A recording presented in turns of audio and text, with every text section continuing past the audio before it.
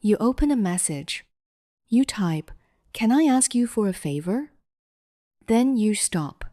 You add, "Only if you have time." Then no pressure at all. Then it's really not a big deal. Then you look at the message, feel your chest tighten, and delete the whole thing. Actually, never mind. I'll figure it out. The favor was not huge. It was not unreasonable. If someone asked you for the same thing, you probably would not think they were too much. You might simply say, "Yes, if you could," or "No, if you could not." But when you are the one asking, it feels different. It feels like you are placing weight on someone else. It feels like your need has become a problem they now have to manage. So the question is not, why do I need too much? The deeper question is, why does having a normal human need feel like turning myself into a burden? One way to understand this is to imagine an invisible backpack. In your mind, every person is already carrying one. Inside it are their stress, work, family, exhaustion, sadness, and limited time. And before you ask for anything, you look at that invisible backpack and wonder, is there room for me too? If someone seems busy, you go quiet. If someone seems tired, you decide not to mention it. If someone is having a hard week, you become easier to deal with, even if you are also having a hard week. Over time, your emotional system starts treating every need like another object that might make someone else's backpack heavier. A favor, a feeling, a mistake, an illness, a bad day, even the wish to be comforted.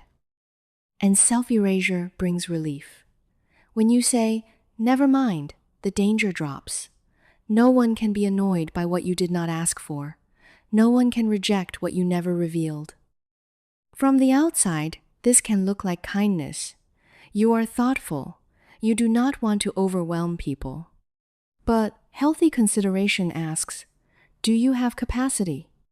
Fear concludes, I should never need anything. And usually, that fear did not come from nowhere. Maybe you learned it in a home where the adults were already overwhelmed. Picture a child walking toward a parent at the table. Their face is tense. Their shoulders are heavy. Stress fills the room before anyone says a word. The child starts to speak, and before the sentence is finished, the parent's face tightens. Not right now. Or, I can't deal with this today. Maybe the parent was not trying to be cruel, but a child does not understand adult capacity in a balanced way. A child feels the shift in the room and makes a rule. The people I love are already carrying too much. Love means making myself lighter. So later, as an adult, you check the emotional weather before you speak. Are they in a good mood? Are they too busy? Is this the right time? And if the answer is not perfectly safe, you delay the request until the problem becomes urgent. Or maybe your needs were met, but they came with a price. You asked for help, and someone helped you, but afterward came the sighs, the jokes, the coldness, the reminders. After everything I do for you, you're so dramatic. You always need something. So the lesson was not simply help is unavailable. It was more confusing than that. Help existed, but it was not free. Care came with emotional debt. And now, even when someone offers something kindly, you may feel the urge to pay it back immediately. You over-explain, you apologize, you treat a small favor like a loan with interest. Because the old rule says, if I receive care, I will owe something emotionally. Maybe love felt safest when you were useful. Maybe you were praised for being mature, independent, helpful, easy. You were the child who did not complain, the one who understood, the one who helped, the one who stayed quiet and got on with things. You're so strong. You're so responsible. At least I never have to worry about you. Those words may have sounded like love, but they also taught a role. I belong when I reduce other people's load, not when I have my own. So you became good at carrying, good at listening, good at noticing what everyone else needs before they have to ask. But when it is your turn to be supported, something inside you freezes. This is one of the quiet costs of feeling like a burden. People may not know you need help. You say, "I'm fine," and you say it so well that they believe you. You answer messages normally. You make jokes. You ask about their life. Then, later, you feel alone. And the loneliness hurts because it seems to prove the fear. No one notices. No one cares. But sometimes, no one was given a clear signal. They only met the version of you that looked okay. Another cost is that your self-worth starts depending on usefulness. You feel safe when you are solving, fixing, listening, organizing. You know how to be the person people can count on. But when you are sick, burned out, grieving, or simply tired, panic appears. If you are not useful right now, are you still wanted? If you cannot make someone else's life easier, do you still have a place? That is an exhausting way to live, because it turns love into a job you can never clock out of. And the third cost is pressure. Needs do not disappear because you refuse to name them. They compress. You say yes when you want to say no. You stay calm when something hurts. You tell yourself, it is not worth mentioning. Then one day, the need comes out all at once. You withdraw. You cry alone. You snap. You disappear. And then the old fear gets stronger. See, my needs damage relationships. But the problem was not that you had needs. The problem was that they were only allowed to appear after they had become too heavy to carry alone.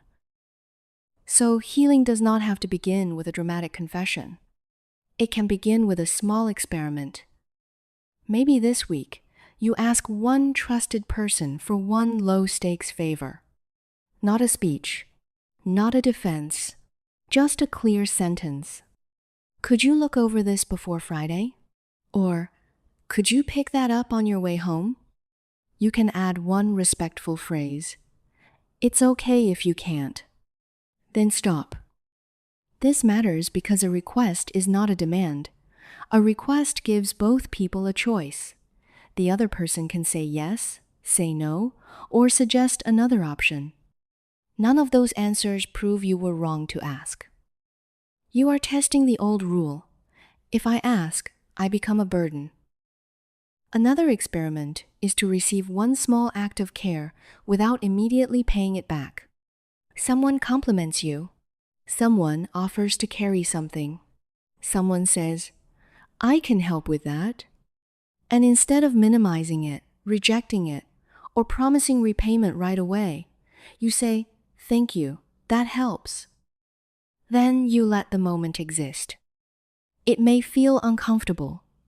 Your mind may rush to restore balance, but you are teaching your nervous system that care does not always have to become debt in the same breath. You are testing the old rule. If someone helps me, I must earn it back immediately to stay safe. And one more experiment is to replace mind reading with a capacity question. Instead of deciding, they are too busy, they will resent me, I should not say anything, you ask, do you have 10 minutes to listen, or would another time be better? That question is small, but it changes the pattern. It lets the other person speak for their own backpack. They may say yes. They may say, I care, but tonight is not good. And if they do not have capacity, that is information about capacity. It is not a verdict on your worth. You are testing the old rule. Their limit means I should never have asked. The part of you that learned to be easy was trying to protect connection. It noticed tension. It noticed exhaustion. It noticed what happened when needs made the room colder. That part of you was not stupid. It was observant. But love that only works when you need nothing is not full connection. Healthy relationships include requests, limits, negotiation, repair, and turns. Someone can be inconvenienced and still love you. Someone can have limited capacity and still value you. You can need care without becoming nothing but a need. You were never meant to walk through life pretending your backpack was empty. And you were never meant to carry everyone else's while refusing to let anyone see yours. You do not have to ask everyone for everything. You only have to begin testing the belief that every need is evidence against you. Because you do not have to become weightless to deserve a place beside other people.